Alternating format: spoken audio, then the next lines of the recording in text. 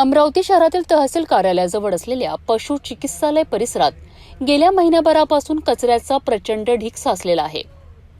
गटारालगतच पडून असलेल्या या कचऱ्यामुळे संपूर्ण परिसरात असह्य दुर्गंधी पसरली आहे.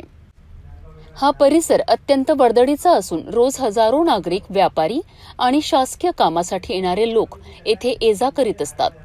मात्र स्वच्छतेच्या नावाने येथे अक्षरशः 3-13 वाजलेले दिसत आहेत. कचऱ्याच्या ढिगामुळे माशा, डास आणि भटक्या जनावरांचा उपद्रव मोठ्या प्रमाणात वाढलेला आहे.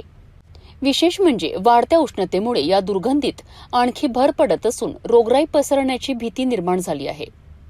स्थानिक व्यापाऱ्यांनी आणि नागरिकांनी अनेक वेळा महानगरपालिकेकडे तक्रारी केल्यात, मात्र अद्याप कोणतीही ठोस कारवाई झालेली नाही. त्यामुळे नागरिकांमध्ये संतापाची लाट उसळली आहे. एकीकडे स्वच्छ शहरच्या घोषणा केल्या जातात, तर दुसरीकडे शहराच्या मध्यभागीच अशी घाण साचलेली दिसत असल्याने मनपाच्या कारभारावर गंभीर प्रश्नचिन्ह उपस्थित होत आहे.